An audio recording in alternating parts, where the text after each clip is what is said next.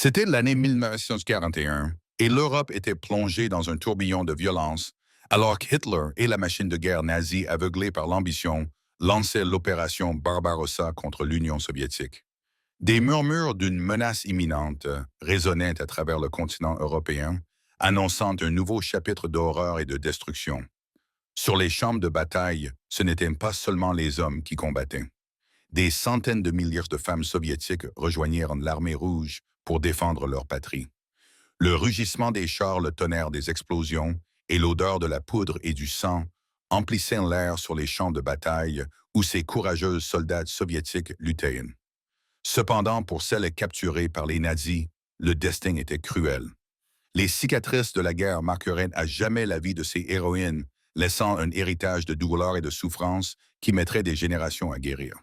Leur histoire, un chapitre sombre de la Seconde Guerre mondiale, témoigne de la brutalité de la guerre, du courage de ces femmes et de l'héritage qu'elles ont laissé aux générations futures. Dans cette vidéo, nous explorons les atrocités auxquelles ces femmes héroïques ont été confrontées, leur lutte pour la survie et l'héritage qu'elles ont laissé aux générations futures. Préparez-vous à découvrir une histoire poignante et peu connue. Bienvenue dans les Mémoires martiales. La colère des Valkyries. Les femmes dans la guerre, la transformation sociale en Union soviétique. Lorsque les steppes tremblaient sous les bottes d'acier des nazis et que le ciel s'assombrissait sous les griffes de l'aigle impérial, l'Union soviétique était engloutie dans un tourbillon de feu et de fureur. Dans ce creuset de la guerre, non seulement le destin d'une nation fut forgé, mais le rôle des femmes dans la société fut également réécrit. Avant que le rugissement de la bataille n'assourdisse la terre, les femmes soviétiques étaient confinées au foyer, tissant la tapisserie domestique entre le berceau et l'âtre. Leur monde était celui du soin et de l'éducation, un refuge tranquille au milieu de l'immensité du paysage soviétique. Mais lorsque la horde nazie franchit les frontières brisant la paix par la force brute, un nouveau cri de guerre résonna dans l'âme des femmes. L'invasion nazie de l'Union soviétique en 1941 marqua un tournant qui modifia radicalement le paysage social du pays. La guerre créa un besoin urgent de main-d'œuvre dans tous les secteurs de la société. Des millions d'hommes soviétiques furent enrôlés dans l'armée, laissant des postes vacants dans les usines, les fermes et d'autres secteurs essentiels de l'économie. Le gouvernement soviétique, acculé par l'invasion, lança un appel désespéré à ses fils et à ses filles. C'était un cri qui transcendait les frontières du genre, un appel à défendre la patrie bec et ongles. Et les femmes, le cœur brûlant de patriotisme, répondirent à l'unisson à la pénurie de main-d'œuvre masculine. Cet appel n'était pas seulement un acte de survie, mais aussi une démarche audacieuse pour défier les normes sociales établies et ouvrir de nouvelles opportunités pour les femmes dans la société.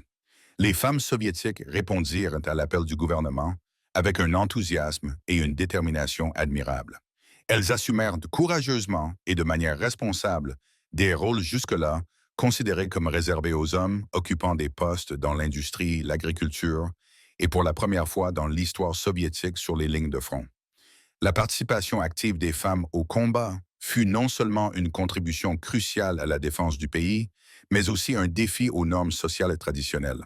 Les femmes démontrèrent leur capacité, leur courage et leur engagement envers la cause, brisant les barrières de genre et gagnant le respect et la reconnaissance de la société. Les soldats soviétiques, les Valkyries de la Grande Guerre patriotique, laissèrent un héritage indélébile dans l'histoire. Leur bravoure, leur sacrifice et leur contribution à la victoire inspirèrent des générations de femmes dans le monde entier à lutter pour l'égalité et la justice. Les héroïnes de ces mondes, qu'est-ce qui motiva ces femmes à laisser leur vie derrière elles et à rejoindre les lignes de front? Les raisons qui poussèrent les femmes soviétiques à rejoindre le combat pendant la Seconde Guerre mondiale étaient diverses et complexes, reflétant les différentes réalités et aspirations des femmes dans ce contexte historique. Dans les rues de Leningrad, assiégées, les soldats soviétiques ne combattaient pas seulement sur les lignes de front, mais jouaient également des rôles essentiels dans la vie civile. Elles travaillaient comme ingénieures conductrices de tramway, agricultrices et enseignantes, maintenant la ville en activité, malgré les privations constantes et les bombardements. Leur bravoure et leur détermination inspirèrent non seulement leurs camarades d'armes, mais démontrèrent également la capacité des femmes à surmonter les défis les plus difficiles en temps de guerre. Un facteur fondamental était le profond patriotisme que ressentaient de nombreuses femmes envers leur pays. L'invasion nazie de l'Union soviétique en 1941 représentaient une menace directe pour leur patrie, leur famille et leur mode de vie. Face à ce danger imminent, de nombreuses femmes se sentirent obligées de prendre les armes et de défendre leur pays avec courage et détermination. Pour d'autres femmes, la motivation principale était la protection de leur famille et de leurs proches. La guerre avait laissé de nombreux foyers sans hommes, ceux-ci ayant été enrôlés sur les lignes de front. Les femmes assumant un rôle protecteur rejoignirent l'armée pour assurer la survie et le bien-être de leurs enfants, parents et frères et sœurs. Au-delà de la défense nationale, certaines femmes voyaient la guerre comme une opportunité d'échapper à l'oppression et à l'inégalité de genre qui prévalait dans la société soviétique de l'époque. L'appel aux armes représentait pour elles une chance de se libérer des rôles traditionnels assignés aux femmes et de démontrer leur capacité à exceller dans des domaines considérés comme réservés aux hommes. Un sentiment commun parmi les soldats soviétiques était le profond sens du devoir et le désir de contribuer à la victoire de leur pays. La guerre était une cause juste, un combat pour la liberté et la survie, et elles étaient prêtes à mettre tout leur effort pour obtenir le triomphe. Avec une grande détermination, les soldats soviétiques suivirent un entraînement ardu et rigoureux, similaire à celui reçu par les hommes. Elles apprirent à manier les armes, les tactiques de combat, la survie sur le champ de bataille et les premiers secours. Leur capacité à apprendre et à s'adapter fut remarquable, démontrant une grande force physique et mentale pour affronter les conditions difficiles du front. Les soldats soviétiques ne se limitèrent pas à un seul type de fonction au sein de l'armée rouge. Leur présence s'étendait à divers domaines, y compris l'infanterie, l'artillerie, les unités médicales, l'aviation et même les forces spéciales. Leur polyvalence et leur adaptabilité leur permirent de jouer des rôles cruciaux sur le front de l'Est, au-delà du devoir les exploits incroyables des soldats soviétiques. Les soldats soviétiques ne combattaient pas seulement sur les lignes de front, mais jouaient également une large gamme de rôles essentiels dans l'effort de guerre. En tant que tireuses d'élite, elles démontrèrent une précision exceptionnelle, éliminant les officiers ennemis et instillant la peur parmi les troupes nazies. Avec leur bravoure et leur détermination, les mitrailleuses défendirent des positions clés et repoussèrent les attaques ennemies. Les aigles du ciel, les pilotes soviétiques qui défièrent les cieux, pilotèrent des avions de combat et des bombardiers défiant la domination masculine dans les airs et devenant des symboles de la résistance soviétique.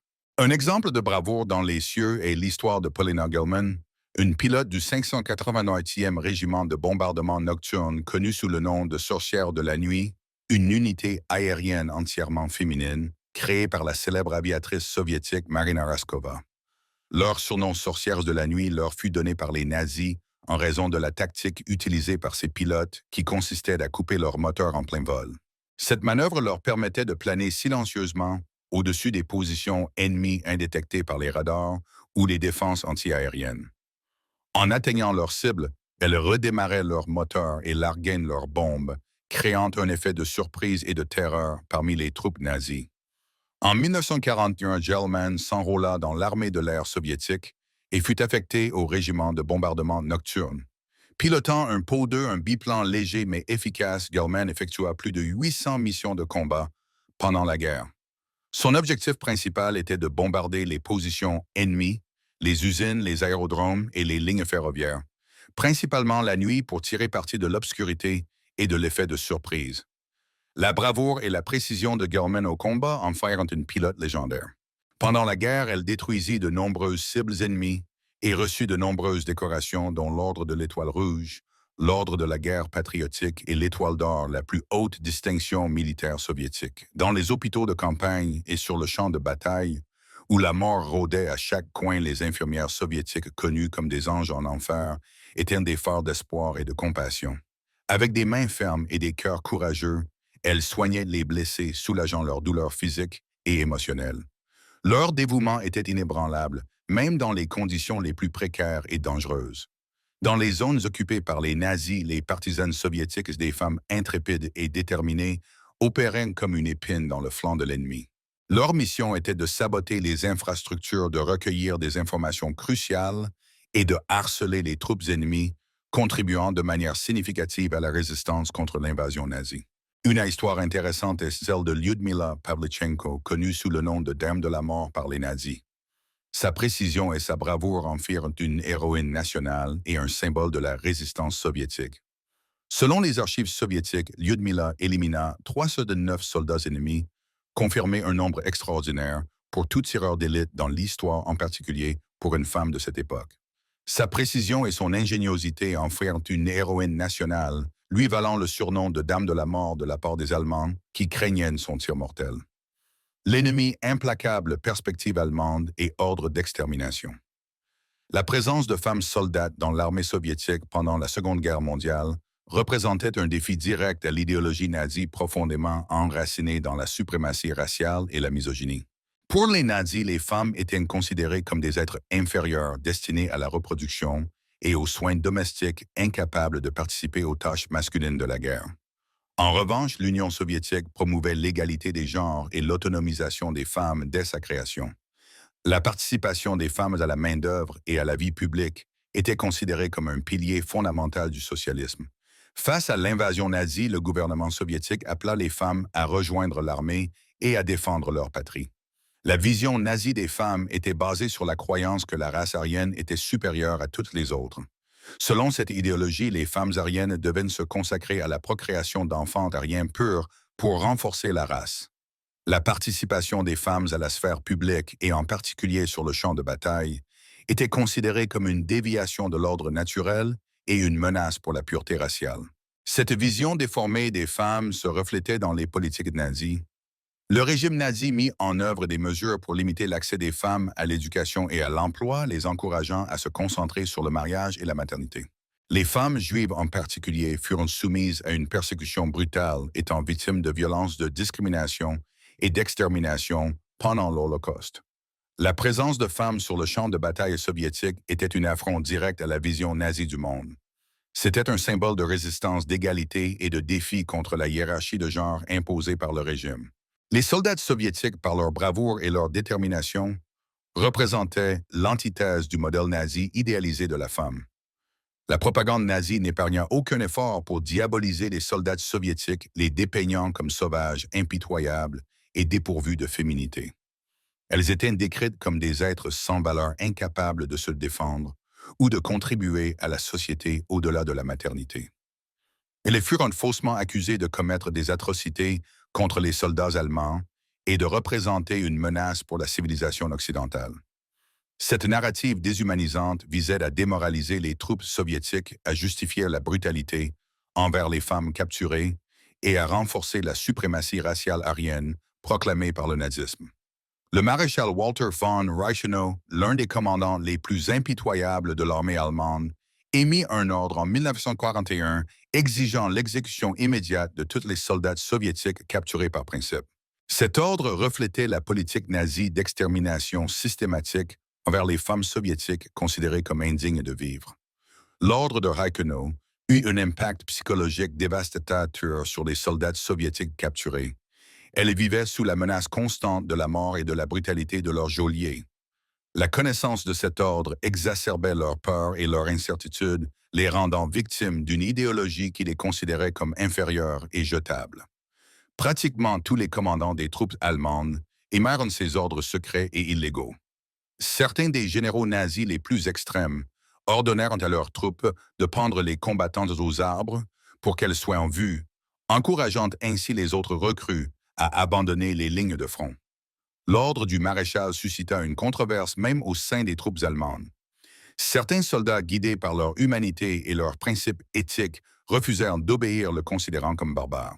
Cependant, d'autres endoctrinés par l'idéologie nazie et la discipline militaire suivirent l'ordre, perpétuant la violence et la barbarie contre les soldats soviétiques. Capture et brutalité nazie, le destin cruel des guerrières soviétiques. Les soldats soviétiques capturés par les forces nazies pendant la Seconde Guerre mondiale furent confrontés à un destin d'une cruauté et d'une souffrance inimaginables.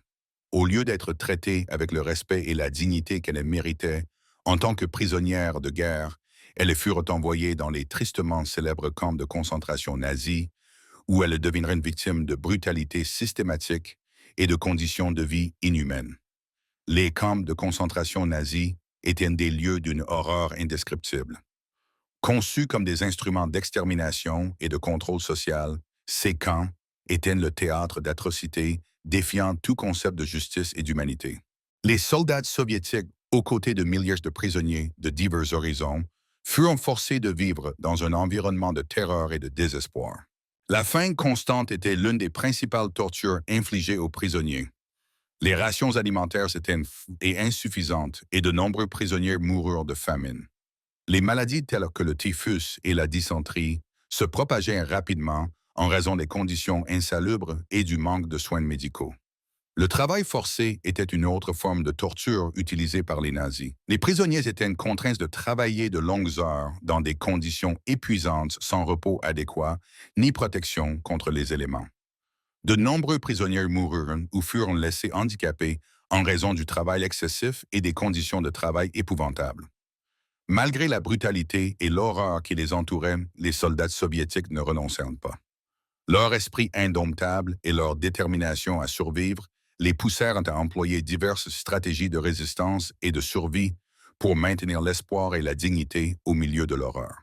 Elles sabotèrent le travail forcé, organisèrent de petites rébellions, partagèrent nourriture et médicaments entre elles et se soutinrent mutuellement pour faire face à la violence et au désespoir. Parmi les histoires inspirantes d'héroïsme et de solidarité parmi les soldats soviétiques dans les camps de concentration, la figure de Zoya Kosmodemyanskaya se distingue. Elle devint un symbole de résistance et de sacrifice pour l'Union soviétique. Zoya, une jeune femme pleine d'idéaux et de patriotisme, était membre du Komsomol, l'organisation de jeunesse communiste. Son désir de défendre sa patrie la conduisit à rejoindre un groupe de partisans pour mener des missions de sabotage derrière les lignes ennemies. En novembre 1941, Zoya et un camarade furent envoyés dans un village occupé par les Allemands pour poser des explosifs et couper les lignes de communication ennemies. Cependant, leur mission échoua et ils furent capturés par une patrouille allemande.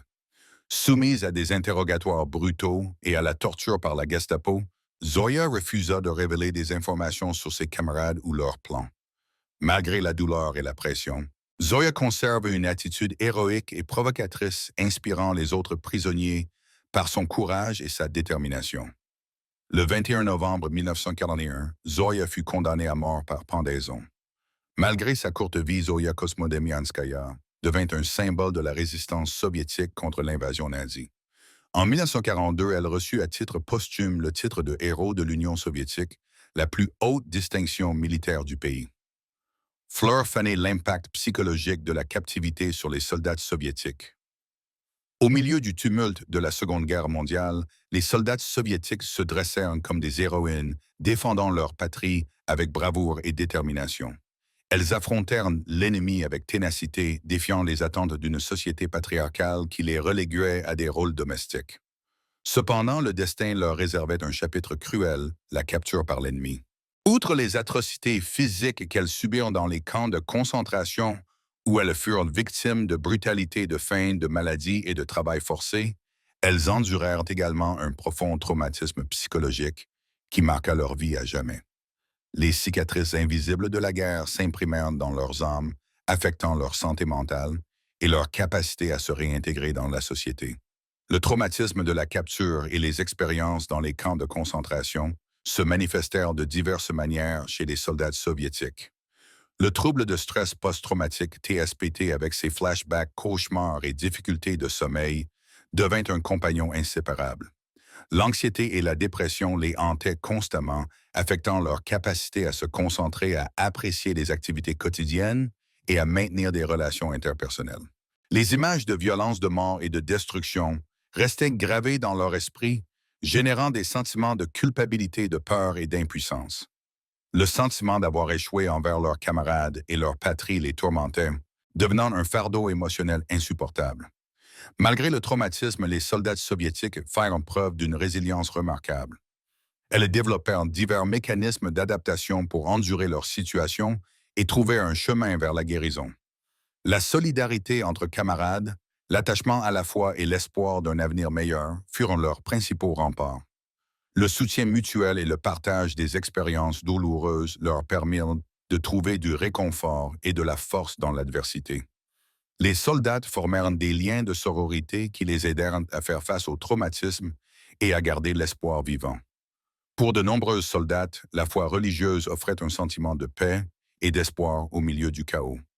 La croyance en une puissance supérieure leur permettait de trouver du réconfort et de la force dans les moments les plus difficiles.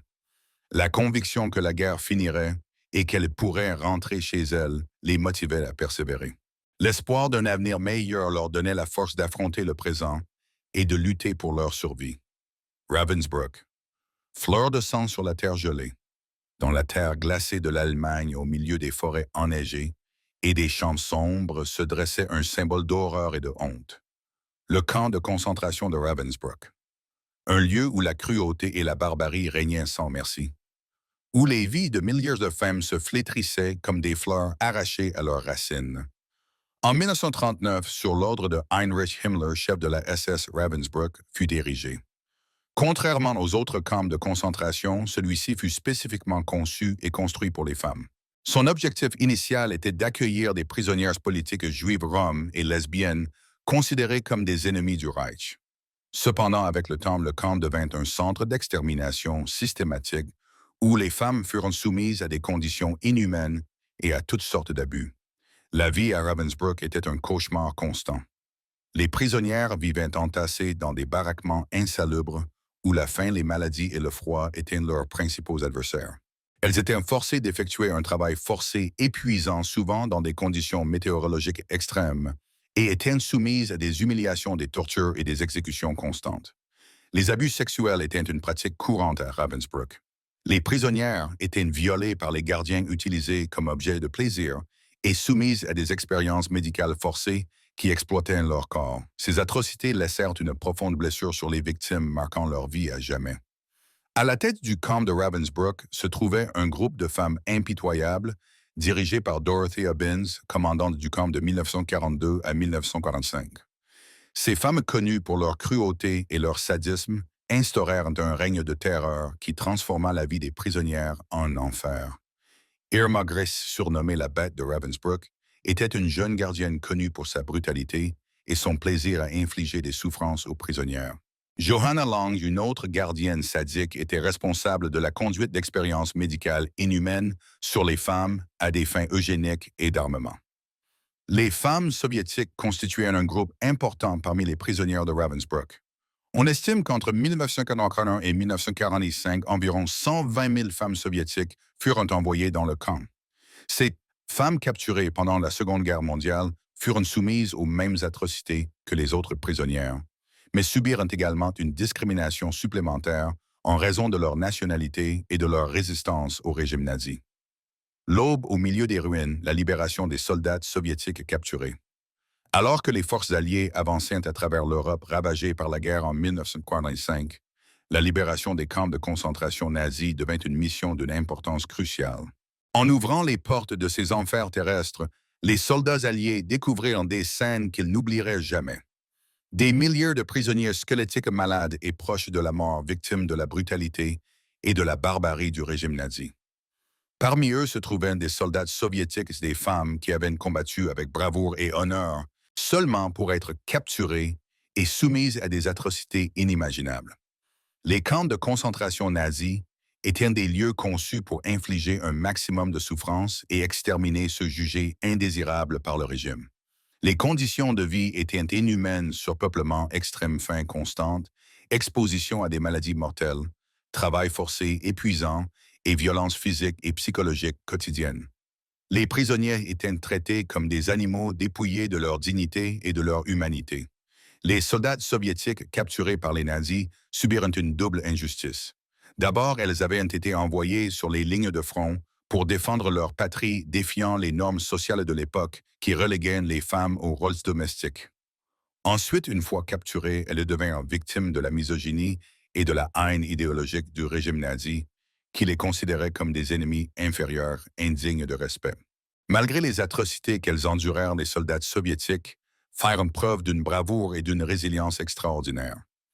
Elles se soutinrent mutuellement, partagèrent le peu qu'elles avaient et ne perdirent jamais l'espoir d'un lendemain meilleur. Leur esprit combatif et leur refus de succomber à la brutalité nazie témoignent de leur force et de leur résilience. L'arrivée des forces alliées dans les camps de concentration représenta un rayon d'espoir pour les soldats soviétiques. Une fois libérés, elles purent enfin échapper à l'horreur et commencer le long chemin vers la récupération physique et psychologique. Cependant, les cicatrices de la guerre resteraient gravées dans leurs âmes à jamais. De retour chez elles, les soldats soviétiques trouvèrent un monde transformé par la guerre. De nombreuses familles avaient été victimes du conflit ou avaient été déplacées lors de l'évacuation.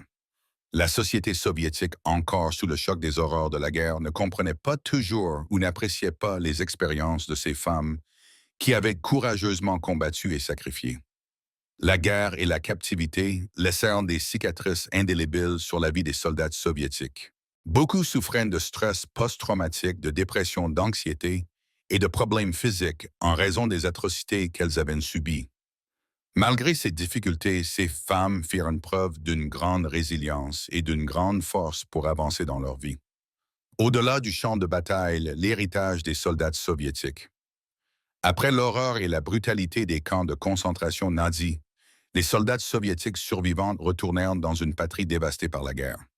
Leur bravoure et leur sacrifice sur le champ de bataille en avaient fait des héroïnes, mais leur chemin vers la réintégration dans la société civile ne serait pas facile. De retour chez elles, les soldats soviétiques trouvèrent une réalité bien différente de celle qu'elles avaient laissée derrière elles. Des villes en ruine, une pénurie de ressources et un profond traumatisme psychologique n'étaient que quelques-uns des défis auxquels elles furent confrontées. Malgré leur héroïsme, certaines de ces femmes furent confrontées à la stigmatisation d'avoir été prisonnières de guerre. La société soviétique de l'époque conservait encore des idées conservatrices sur les rôles des femmes et certaines les considéraient comme faibles ou même comme des collaboratrices de l'ennemi. Trouver un emploi qui leur permettrait de subvenir aux besoins de leur famille et de reconstruire leur vie était également une tâche difficile. Leur expérience sur le champ de bataille n'était pas valorisée sur le marché du travail et beaucoup furent forcés d'accepter des emplois mal rémunérés ou des emplois qui ne correspondaient pas à leurs compétences. Les séquelles psychologiques de la guerre compliquaient également les relations personnelles. De nombreux soldats souffraient de stress post-traumatique, d'anxiété et de dépression, affectant leur capacité à former et à maintenir des relations saines. Malgré les difficultés, de nombreux soldats soviétiques reçurent également la reconnaissance qu'elles méritaient pour leur bravoure et leur sacrifice. Elles furent décorées de médailles et d'honneurs, et certaines devinrent même des figures publiques et des modèles pour les jeunes générations. Les expériences des soldats soviétiques dans la guerre contribuèrent également à la transformation de la société soviétique. Elles défièrent les rôles de genre traditionnels et promeurent l'égalité entre les hommes et les femmes. Leur force et leur résilience inspirèrent d'autres femmes à lutter pour leurs droits et à participer à la construction d'un avenir meilleur pour leur pays. Écho de la guerre, la quête de justice pour les soldats soviétiques. Cependant, l'histoire ne s'arrête pas avec la libération des camps de concentration. L'ombre de l'horreur et de la dévastation de la guerre planait encore, laissant derrière elle un vide irréparable et une profonde soif de justice. Il était nécessaire de donner une voix à ceux qui avaient été réduits au silence, d'honorer la mémoire des disparus et d'établir un précédent qui dissuaderait les futurs actes de barbarie. Le monde fut confronté à la tâche titanesque de reconstruire ce qui avait été détruit et de traduire en justice les responsables de ces atrocités. Ainsi commença un long et complexe processus d'enquête et de poursuite. Les Alliés, sous l'égide du tribunal de Nuremberg, se lancèrent dans la tâche colossale de rassembler des preuves, d'identifier les coupables et de les juger pour leurs crimes. Ce ne fut pas une tâche facile. De nombreux responsables avaient fui ou s'étaient suicidés. Les preuves étaient fragmentées et dispersées. Les survivants marqués par les cicatrices physiques et psychologiques du traumatisme furent confrontés à la tâche difficile de se souvenir et de revivre les horreurs qu'ils avaient endurées. La figure d'Irma Grese, surnommée par la presse la Belle Bête, nous rappelle la cruauté qui résidait dans le cœur de certaines gardiennes des camps de concentration nazis. Malgré sa jeunesse et sa beauté, Grace fut responsable de crimes atroces et sa condamnation à mort fut un symbole de justice pour les victimes. Cependant, Irma Grese n'était qu'une des milliers de femmes qui travaillèrent comme gardiennes dans les camps de concentration. La plupart d'entre elles ne furent jamais traduites en justice et leurs histoires furent oubliées. Le cas de Herta Both, qui malgré sa brutalité et son absence de remords fut graciée et put vivre une vie normale, est un exemple de l'impunité qui prévalut dans de nombreux cas. Son histoire nous rappelle l'importance de confronter le passé et d'exiger justice pour les victimes même des décennies après les événements. La société ouest-allemande d'après-guerre marquée par le patriarcat et le besoin de reconstruction fut indulgente envers nombre de ces femmes. Elles furent dépeintes comme des victimes des circonstances ignorant leurs responsabilités dans les crimes commis. L'héritage des victimes de la Seconde Guerre mondiale, qu'il s'agisse des soldats soviétiques ou des femmes qui souffrirent dans les camps de concentration, nous oblige à lutter contre la violence, la discrimination et l'impunité. Leur mémoire nous rappelle que la paix et la liberté ne sont pas des dons mais des conquêtes que nous devons défendre jour après jour. Nous espérons que ce voyage à travers l'histoire a servi à honorer la mémoire de ces héroïnes, à comprendre la complexité des événements et à renouveler notre engagement envers la justice, la paix et la dignité humaine.